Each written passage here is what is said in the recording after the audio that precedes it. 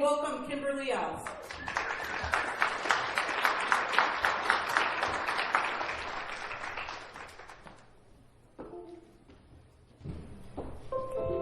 Thank you so much, Michelle, and all of you. I'm just so excited to be with you today. The Child Protection League has invited me here to talk about the power of the family. And that being the case, I want to direct your attention over here. This is my family in 2015. I have 4 girls really close together. And then this happened 12 years later. Not that. This is my little boy named Rhett. And so the next slide will show us today. This is us today. So that's my family, and they're the reason why I fight this fight, right? Our families are the reason that we fight. So children, as you know, ask a lot of, okay, tell me how it works. Forward and backwards. Forward, backward. That should be easy. Thank you, Darren. Kids ask a lot of good questions, and when I was a young mom, I'm a very old mom now, by the way. When I got pregnant with my little boy, I was 42, and I didn't know how ancient I was until people started, you're right, oh my goodness, falling off their seats of how old I was. In fact, I went to a medical appointment one time for my pregnancy, and the woman said to me, she said, oh, if I were you, I'd have to slit my wrists. And I thought, well, thanks. So thankfully, I didn't listen to her, and you know what? Old moms are fantastic, and you know what? I bring something to the table for my son that I think younger moms don't. But all moms are great, but old moms are great too. So when I was a young mom, I started making a list of all the questions my kids asked me because they were hilarious and insightful and heartwarming and funny. So I just want to share just a couple of those with you right now. First of all, do caterpillars have belly buttons? That was intriguing. I had to think about that. And then, what if a tow truck gets a flat tire? My daughter was like, what if that happened? What would you do? And then, how do babies think if they don't know words? I thought that was a good question. But the kicker, the one that really got me was from my little boy recently. And he said, where do I point this, Darren? Nowhere. Just click it forward. I'm clicking. It should work. It's not working. Not working. All right. Oops. Maybe did I do that? Maybe I didn't. All right. He asked me, where is Kermit the Frog? I was stumped. I didn't know what to say. I still don't know what to say. I don't know. Where is he? I don't know. Anyway, so our children ask a lot of great questions and are very entertaining and just draw the best and the worst out of us, right? And it's a continual round of trying and repenting and trying again, but God blesses us when we try our best as parents, thank goodness. So my book is The Invincible Family, which you have already heard of. It's there on the back. I want to tell you just very quickly why I wrote the book. First of all, oops, that's the wrong way.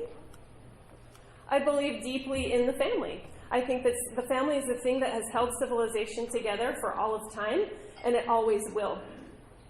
And whether or not you have children or are adoptive parents or biological parents or whatever the case may be, the family is the glue that holds civilization together. The second thing, the reason I wrote the book, sorry, I keep going backwards, was that I realized in the course of life that mothers hold the most powerful position in the world. And I realized that that story needed to be told, and it needed to be told in a way it hadn't been told before. I also, a key moment for me was I found a document online and doing some research. It was called Exclaim, Young People's Guide to Sexual Rights. And it was published by International Planned Parenthood Federation. And I read this many pages long document all about the glory of child sex and teaching kids how it's their right to engage in sex with whomever they want, whenever they want, without parental consent. And don't get uneasy. I'm not going to talk in great detail about those gory details, but I read them and was alarmed. And I thought, you know what? I'm going to start today, and I'm going to fight this for the rest of my life, and it's not going to exist in the world without me fighting it. So that's when I was introduced to the dark and hideous world of children's sexual rights. And then more quickly than I could have imagined, I found myself at the United Nations fighting that battle on an international level with some wonderful women and others who had already been fighting the fight and were really professional at this. I'm kind of a newcomer to the game. but I hope I have something to offer. And then the last reason is I wanted to put all this in one place, all the things that I had read and researched, and I thought I needed to have it in one place so that I could efficiently share it and so that it could help other people connect the dots. So even with the very generous time that I've been offered today, I won't be able to tell you everything I want to tell you or everything that's in the book. So I'm going to focus on a specific set of information, a vein that illustrates why the family is powerful and why families are key to undermining tyranny and what forces are working against the family. Because of this focus, I'm not going to tell you about some key things that are covered in the book. I'm not going to tell you, for instance, I'm not going to talk a great deal about the necessity and goodness of men and fathers and how the data shows that men consistently act as providers for their families and protectors of their children, their wives, and their communities, contrary to the narrative we often hear and are shown on television. There's a whole chapter on that, chapter 9 in my book. I'm also not going to tell you one of the most heartrending stories ever told from the thick of the one-child policy in China, in the plight of one woman named Qian, and why her story matters to all of us and to the future of freedom worldwide. It's essential. You'll read that in chapter 5. I'm not going to explain the global hijacking of education that's currently underway or the troubling details, like I said, of comprehensive sexuality education. You all are fighting that fight already, and most of you are very well of that movement, and how it seeks to corrupt our children and even consume our children. And I think Alex may touch on some of this evening. So I'll leave that to him. And I'm not going to explain how the changes in marriage law, specifically same-sex marriage law, and whatever further changes may be coming, undermine children's rights and normalize the surrender of people's own family members and really saws away at the core of civilization, the family. So that's chapter 10 of my book. There are other things I'm not going to discuss, but before I tell you what I am going to tell you today, here are a couple of things, just information I want you to know. So who is my book for? It's for parents, policymakers, and people who oppose child sex, which I hope is all of us. And I feel a little bit like I'm preaching to the choir here because you all are very involved. The fact that you're here shows that you're committed and involved and informed. So I know that many of you have expertise that I don't have. I hope I have something to offer you. What do I hope to accomplish with the book? Well, I want to cut the legs out from under the international efforts to crush the family. That's what I want to do. And I want to do that by arming mothers and fathers with the truth about their power. Now, for what I am going to tell you. Here we are again. It doesn't seem to be working for me there. Sorry. Try again. Okay. Oh, I skipped those. This was all right. Here we go.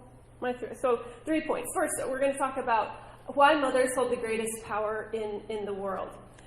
Then we'll talk about which social movements are seeking to usurp the power of the family and the mother. And then briefly we'll talk about what we can do about it. And again, many of you are already doing a lot of great work in that regard.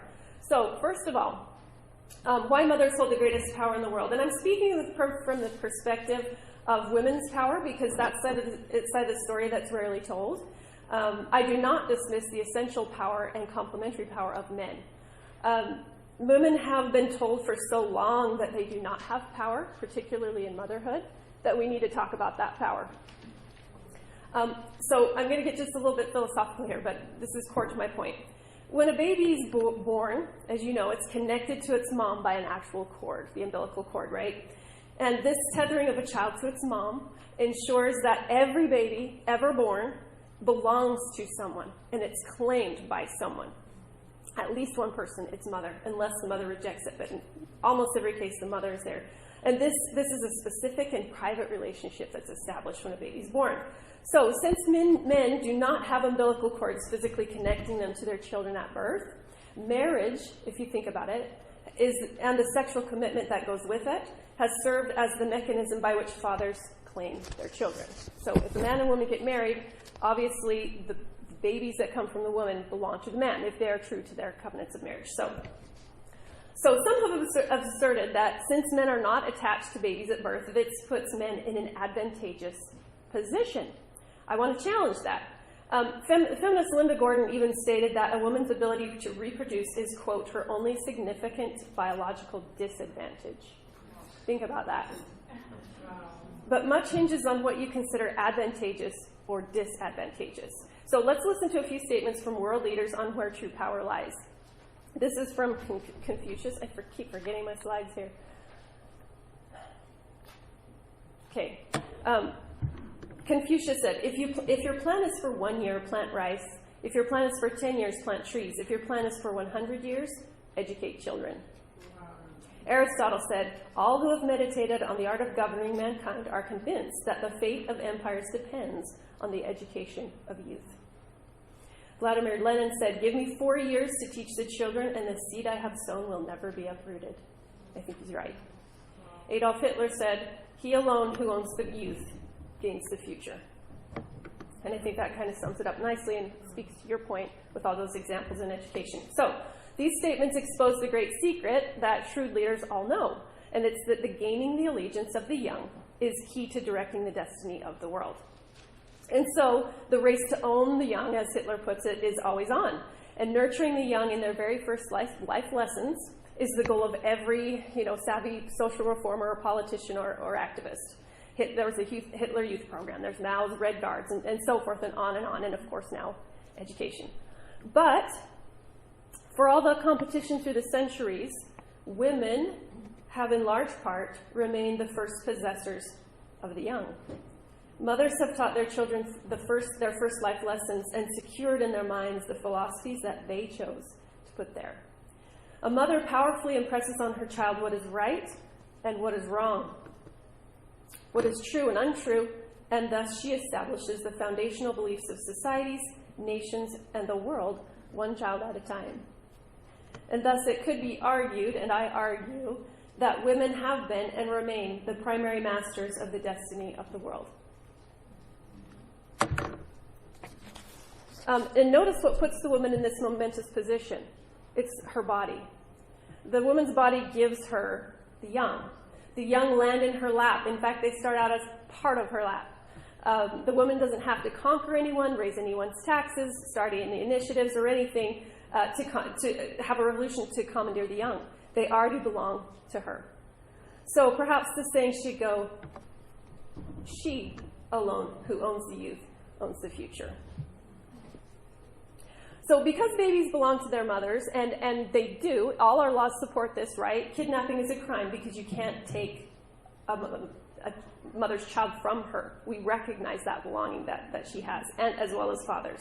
So because babies belong to their mothers, every time a child is born to a mother, the very idea of private possessorship is reborn with it. Do you see what I mean? So either by design or by accident, the concept of privately oriented and privately managed living is built into the sinews of the world through the anatomy of women, cooperating with the anatomy of men. So private possessorship is so vital that the whole system of life is based upon it. If you eliminate the biological possessorship of mothers, you eliminate private possessorship at its very root. That's one reason why the story from China that I mentioned, that I hope you'll read before, matters so much. In a society where owning private property isn't recognized as a human right, the contents of the womb cannot be an exception. So if a government seeks to own and control all capital, it must seize control over human capital too, of course, and indeed this is the most important capital they have to seize. And it can't allow for the private possessorship of mothers, or it has already lost the fight. So, and side note here, so the reason for the ferocious push for abortion that we're seeing today becomes more clear when you see it through this lens. They're not out to protect women's power.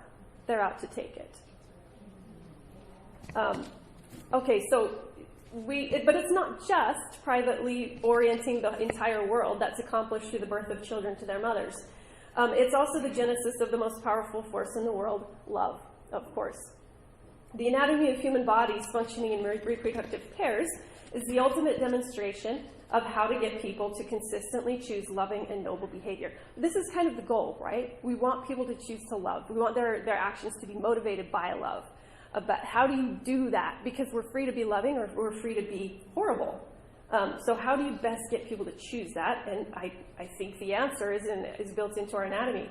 So this is what you do, and this is what God has done. You let people create things and grant them stewardship over those things.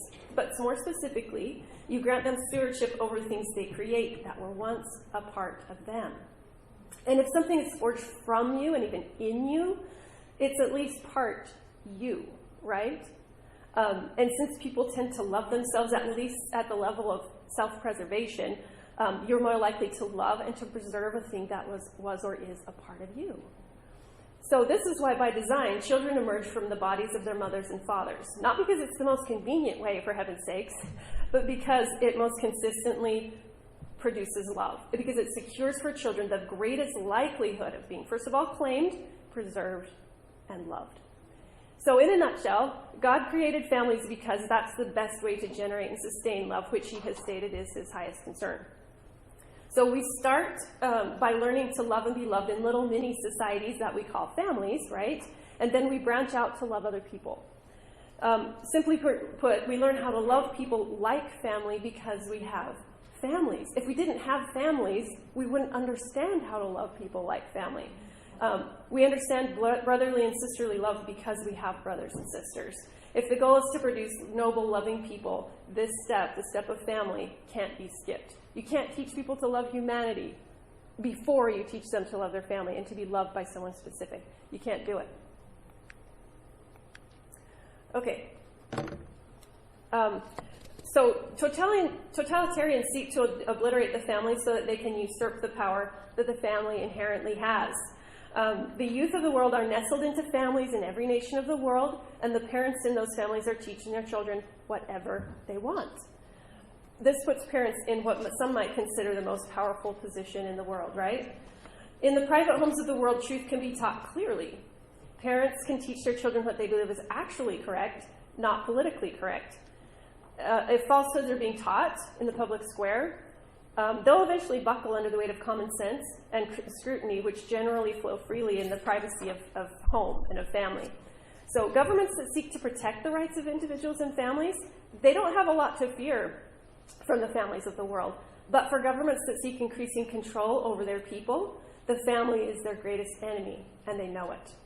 And that's why they seek to weaken, discredit, and tear it down. And this brings us to my second point. What social movements are trying to usurp the power of the family and the mother? Again, these might seem sort of obvious, and I'm painting with a little bit of a broad brush here, but I think there's a validity to it. So, first of all, socialism, and again, I use that word because it's useful, and I'll get into why in just a minute, but, you know, this could be any equality-minded ideology, social justice, all these things are kind of branches off or parts of the socialistic mindset. So there are three major social movements working concurrently to crush the family: socialism, radical feminism, and sexual activism. I want to talk really briefly about each of those. From my time at the UN, I've come to understand that these movements have organized and they've converged on a global level at the UN and across society, but it kind of emanates from the United Nations. We'll briefly touch on each of these movements, and I want to follow a particular thread that's critical to understand our current political climate. Okay, so let's start with socialism, and here we have Karl Marx and Friedrich Engels. So what have Marx and Engels themselves told us about their beloved system of socialism, and of course its most severe form, communism? In the Communist Manifesto, of course, they call for abolishing all private property. They also call for abolishing the family. They call for making child rearing a state responsibility, and Engels wrote more about this later, thus freeing women to engage in, quote, socially productive work. Because, of course, raising humanity they don't consider to be socially productive. Notice that to abolish the concept of private property, you must abolish, or at least marginalize, family relationships because they're inherently private and possessive. We say, my mother, my son, my father, my daughter. These are expressions of private and specific belonging. Do you see why that's problematic to a socialist state? Because they don't believe in that concept of private ownership. And in the case of children, it's not property ownership exactly, but it's something even more compelling. So most people chanting for socialist equality today don't realize that they're chanting for the death of the family, but that is in fact the case, and Karl Marx has said it himself. So next, feminism, and I want to clarify here, I'm talking about radical feminism and a very kind of voracious form of feminism that we see now that's very anti-man, anti-family, anti-gender. And so I think we all understand that feminism in a certain form has been helpful to us. I'm grateful as a woman that I can attend college, work for pay if I choose to, I can wear pants. I love all these things. But I'm talking about more militant feminism. Okay, so like a couple of quotes. Kate Millett, radical feminist, said, "The complete destruction of traditional marriage and the nuclear family is the revolutionary or utopian goal of feminism." Linda Gordon similarly said, "The nuclear family must be destroyed and people must find a better way to live together." Then I'm going to talk quite a bit for a moment about Shalama Firestone, another radical feminist in the 1970s. So Firestone, she pinpointed the reason that past socialist societies haven't worked. And she's actually very brilliant and very insightful in what she says. She said that socialist societies haven't worked because, quote, "of their failure to sever the umbilical cord tying special connection between women and children." When I read that, I nearly jumped off my seat. I'm like, that's what I think. That's what I'm saying. So, but from her perspective, that means that's the thing you need to annihilate. From my perspective, that's the thing you need to nurture and value above all else in society. But her perspective, and the perspective that's growing, is that you've got to destroy that tie between mothers and children. That's the key. That's the key that stops socialism from working all the time. So she explains a little further. She says, "A mother who undergoes a 9-month pregnancy is likely to feel that the product of all that pain and discomfort belongs to her, but we want to destroy this possessiveness." Isn't that the worst idea you've ever heard? So Firestone, she understands that if you don't eliminate the possession of children by their mothers, you'll never fully succeed in destroying private property-based society and instituting full socialism. It's the mother who is the linchpin of the privatized system, and she's the one who keeps it in place. I hope that makes sense. So as long as the mother can say this child is mine, then the very foundational concept of private possessorship remains in place. And that's a great obstacle to the whole socialist idea. So Shalom Firestone also said the end goal of feminist revolution, here we go, that's the other one. The end goal of feminist revolution must be, and listen close, not just the elimination of male privilege, but of the sex distinction itself. Genital differences between human beings would no longer matter culturally. This is her dream. The reproduction of the species by one sex for the benefit of both would be replaced. The dependence of the child on the mother and vice versa would give way, and the tyranny of the biological family would be broken. So notice what she said here. She said when sex distinctions of the body cease to be recognized as important in society, the family will cease to be important and it will break. This matters a lot right now. Think about what current movements seek to blur and ultimately abolish distinctions between the sexes. What movement tells us children are not inherently male or female and that they can transform their bodies into whatever they want? What movements are seeking literally to legally erase the language used to express the differences between the sexes, he and she and so forth? It's, what we would sum up as transgender ideology, which rode on the tails of the gay rights movement, which was a very effective strategy, and you can read more about how that worked in my book. But this brings us to the third movement working to crush the family: sexual activism. So, interestingly enough, the T in LGBT is turning out to be the most problematic letter. And that's something even I, some years ago, didn't fully understand. I think many of us didn't. Same-sex marriage undercuts children's rights and annihilates the idea that men and women are complementary, but transgenderism does something else. Transgenderism annihilates the idea that men and women physically exist at all. So legal movements surrounding transgenderism are setting the stage for the marginalization of mothers, fathers, and families by force of law. And we're just starting to see this unfold now, and I'm afraid it's going to unfold in a very hideous fashion as we go forward. Which is why we need to be vigilant. So the language used to express biological distinctions in relationships between men and women, he, she, mother, father, are being restricted on many fronts. We've all seen this. This is problematic because when women linguistically and then legally disappear, so do mothers. Because mother is a sex-specific designation, and so is father. So if there are not two specific sexes that can be definitively recognized by law, then it becomes difficult to define or defend mothers and fathers along with their parental rights in legal terms. Therefore, the belonging of children to their parents is increasingly thrown into question, and the family, is standing on more trembling legal legs all the time, which is precisely the point, and it's exactly what Shulamith Firestone foresaw, and it's in fact happening. So when parents' ties to their children are obscured or weakened, it creates an environment hospitable to government intervention and socialist communist revolution, which is being primed, being fueled by the education initiatives that Catherine set forth. I do want to clarify one thing. Let me clarify. I in no way think that the average transgender person or child or their parents are out to destroy the family. I don't think that's their purpose. I don't even think they think in such terms. They're trying to navigate difficult circumstances in their lives, and they should be loved and heard.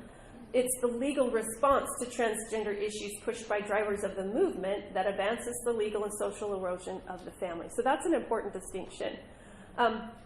Individuals who are pushed into the transgender machine often come out the other side, as we know, having suffered significant and harrowing damage, including loss of body parts, sexual function, and the ability to become biological parents. This is a significant tragedy. The tragedy is compounded when legal actions expedite the desexing of society at large.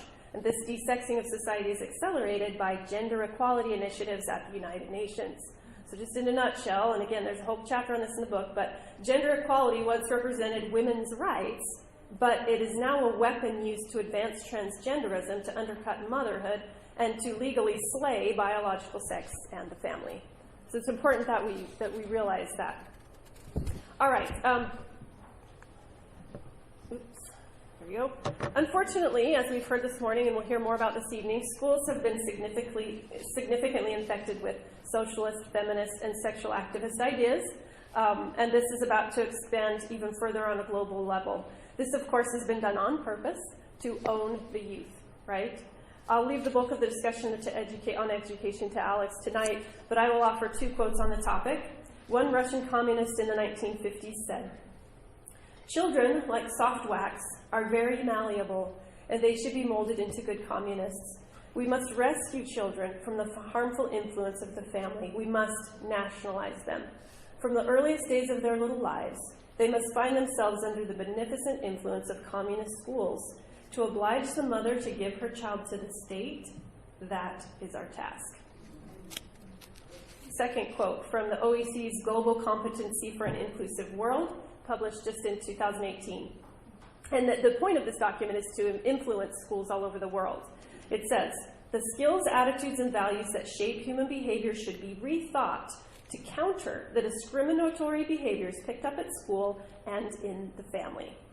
So there's a coordinated and global effort anchored at the United Nations to unteach your children what you teach them at home. And as outlined in my book, there is a direct line running from the United Nations to your child's classroom. And this has become obvious over the past year as sweeping changes to curricula across the nation have happened at lightning speed. Why? How has this happened? Are we to believe that all these things are springing up all across the nation just by chance? Well, no, it was because there's a global infrastructure already in place. And you can read more about that in the book. So we have to resist the unteaching of our children in every possible way. And resisting it includes recognizing the strategies that its proponents use. And here are a few of those strategies. You will recognize them. These are just ideas that are put forward in our culture and to some degree in education and so forth. So think about these. Convince women in society that mothers can be replaced by paid caretakers. Promote the philosophy that unpaid mothering is mindless drudgery and socially unproductive work. A note here, in my research I read one man said that we needed to give women something more challenging and more fulfilling than motherhood. Clearly he's never had a child.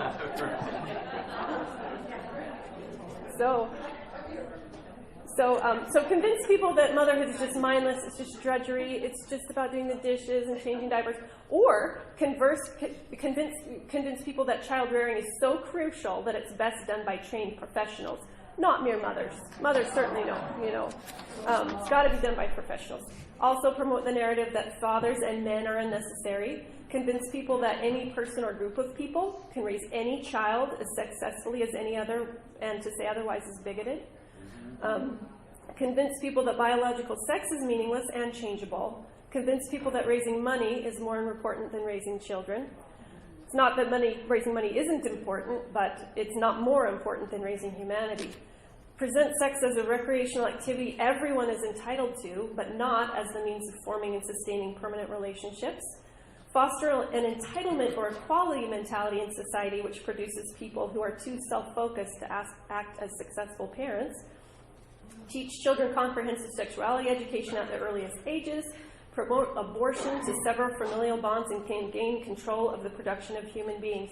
Actually, I wrote an article about this that Alex's publication put out in the New American, if you're interested in that. Provide full-service, state-funded care facilities for children in order to entice the woman and the man to, quote, free themselves from their own children. So, as we can see, the end game of all these tactics is to convince society that children do not need their mothers or their fathers. The goal is to convince women and men that raising their own children is a waste of their time, their money, and ultimately their lives.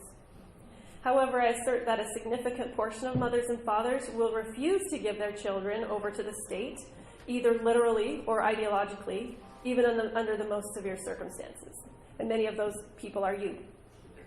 Mothers and fathers will ferociously contend for the minds and bodies and souls of their children. Amid all the global talk of sustainability and the sustainable development goals, perhaps we would do well to realize and to remember that the world is not sustainable without mothers. And we must focus on family-based solutions to world problems, which is the focus of my work and our work at Family Watch International. And this brings us to my final point of what can be done. First of all, take heart. The future of the family is very bright.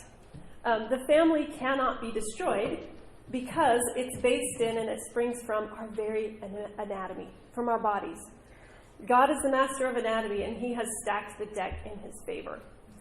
So the family is, if you will, the phoenix that will rise from the rubble and ashes of a scorched society, always.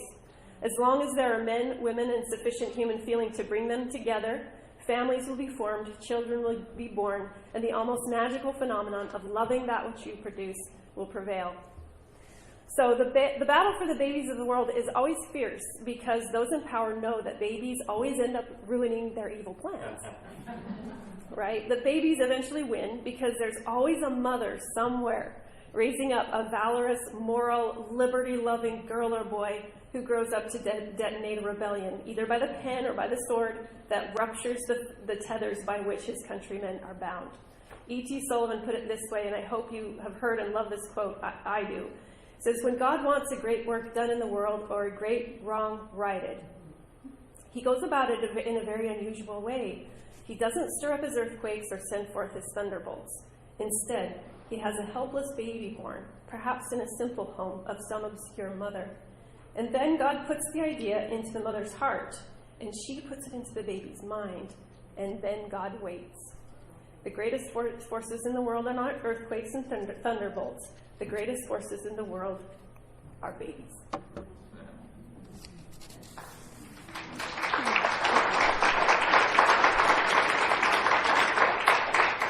So women, in their roles as mothers and in concert with fathers, I believe will exert their invincible power and will determine the fate of nations in the world. The love of mothers will decide the destiny of humanity, as mothers decide one by one to cast the ballot of their lives in favor of their children. And in the end, it will be said, love wins. The love of mothers will win. The family will persist as it always has and will emerge as the strongest, most enduring, most desirable entity in society, even as the wreckage of socialist equality passes like a nightmare on the tides of time. The family predates the state, and it will outlast it. So, last, I want to share a story. So the parents of Hungary have set an example for us to follow, and they've shown us in fine form that truth can prevail in any political circumstances. So I want to tell you what happened. So on the heels of World War II in Hungary, Hungary was swarmed by communist forces, and the government was upended, and the education system was taken over. And the Soviets believed that the secret to their success in Hungary was the children, because they're smart and because it is. The Soviets, so they spent more, it says more effort was spent on them than upon any other segment of the population. It was in school that the pressure of communist propaganda became intense. From the first grade through the last, no child could escape this pressure. However, the parents of Hungary rebelled brilliantly. 2 Hungarian children, Vera and Johann Hadjak, escaped over the Austrian border with their parents. And despite the atmosphere in which they had lived, Vera and Johann's faces, they just shone with patriotism, and they could repeat the history and quote the heroes and recite the poets of their beloved Hungary. And how was this possible? Mrs. Hadjak, their mother, provided the answer. She said, "At night, after we had put the lights out upstairs, we would gather in the cellar, and I would teach the children the true history of Hungary. We would discuss morality and religion. We never allowed the children to go to sleep until we had washed away the evil things they might have heard that day." When asked how she knew enough to teach her children, she replied, "Books." She also explained how she and her husband had defended their children under an oppressive political regime. She said, "They had everything on their side: candy, fruit, games, terror. We had only one thing: the lessons at night. We taught them above everything else to trust God, but almost as strongly we told them to hold together as a family. The more communists tried to destroy our family life, the more we taught family loyalty. It was like they're pressing us down all day in every way you could think of, but at night, we grew up strongly again." The result of Mr. and Mrs. Hadjak's nightly teaching in the cellar was captured in this assessment of young Vera, which I love. At 6, she disliked the Russians. At 9, she hated them. At 10, she understood the evil of communism. And at 13, she is a holy patriot. Against such children, her father said, "What could communism do?" So, it is in the cellars and the attics and the kitchens of the world is where all the wars against great evils in this world will be won. In the spirit of Hungarian parents, I want to discuss just 4 concrete things that you can do. And I realize many of you are already doing these things. I have a whole list of suggestions in the back of my book. So I want you to think about what you're already doing and give yourself credit for that. And maybe consider one other thing that you can add to what you're doing or to do more completely. First of all, there's my picture for Hungary. Teach your family what you believe about life, sex, marriage, gender, God, liberty, anything that you value, and do it intentionally and regularly. One tradition that we've had in my family of origin with my parents, every Monday night was called Family Home Evening. And it was the time when we had an organized lesson or activity or something every week. We didn't schedule anything else on that night of the week, and that's the time when my parents taught us. Of course, we also went to church. Of course, we also had conversations around the dinner table every night, depending on what the current events were at the time. But the fact is, my parents were intentional, and I've been a beneficiary of that.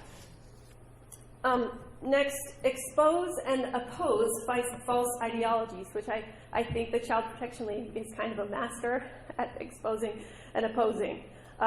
You can find a lot of resources at stopcse.org, specifically about comprehensive sexuality education. Also, familywatch.org.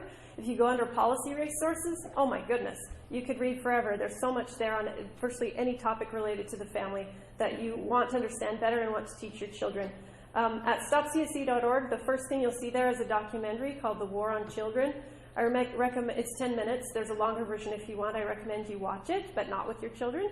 That kind of explains the more troubling parts of the anti-family and children's sexual rights agenda. But anyway, whatever, and expose false ideologies as well as the history of socialism is a disaster, right? We have so much material on our side that we can expose and oppose and to teach the truth. So we need to do that. We need to search those out. We need to read those stories. We need to look to Hungary for good examples. And it goes on from there. Basically follow what you feel is right for your family, and God will guide you. Influence public policy, again, preaching to the choir to some degree here. I know we have legislators here, we have the Child Protection League, and many of you warriors who this is what you're about. You're trying to influence public policy. We must do that. And we may lose some battles, but we're not going to lose the war. because the family always wins. My friend told me this week, she said, advocates of the family are happy because we're on the winning side. And I like that. Buy great books and read them. Kind of obvious, but we've got to do this. Obviously, I hope that you'll consider my book, and I hope it's helpful. I wanted to specifically also suggest to you Them Before Us by my colleague Katie Faust. Fantastic, a deep dive into how same-sex marriage law upends the family and undoes children's inherent rights to their parents. It's fabulous, it's brilliant. And then many of you are probably already familiar with Irreversible Damage by Abigail Schreier. Again, a deep dive on the issue of transgenderism. Must reads. But beyond that, buy great classic literature, U.S. history, classic fiction from around the world. I remember we read with my kids when they're younger, Where the Red Fern Grows, and we loved it, and we cried, and there was so much we learned from that, reading it together. One of my favorite books, Wild Swans, about China. Now my children have read that. A Mother's Ordeal and The Bridge at Andau are books that you kind of get the nutshell version in my book, and I've kind of hinted them today. Fabulous reads. Uncle Tom's Cabin, the Bible, The Road to Serfdom, Diary of Anne Frank, Up from Slavery, any book, any truly great book, whether fiction or historical, that stirs your soul and has changed you as a person. Be sure that you share those with your family, your grandchildren, your children, because they do change us. Stories change us. So, getting to the end of my remarks, in the coming days, as families are being systematically disassembled around us, I believe people will return to look at the family and finally see it for what it is. It's not just some nice reason to buy matching shirts, or, there's a deep reason for family. The family is a wonder of sociological architecture. Families are the vehicle for sustaining individual people as well as societies at large. There is no better way to live together. C.E. Sargent said, "It is the influences of home that live in the life of kingdoms. Parental counsel repeats itself in the voices of republics. Would that we might thunder it into the ears of all mankind that a nation is but a magnified home. Home is the great conservator of good, the seating place of virtue. It is the origin of all civilization. The words uttered and doctrines taught around the fireside are the influence that shape the destinies of empires." The family is a social good. In fact, it is the supreme social good. The family has long been and will always be the most reliable source of food, clothing, shelter, education, protection, dignity, and love for members of the human family, despite the family's faults at times. Imperfect as they may be, families are the prime elements that have made life both possible and desirable. If we want to ensure the most human rights for the most people, we must maintain the system initiated by the anatomy of human bodies and by God Himself, the family. The family is eternally triumphant and utterly invincible. It cannot be defeated. It can only be abandoned. So we must stand our ground, and we can. May God bless us in the work of becoming and raising holy patriots in our families.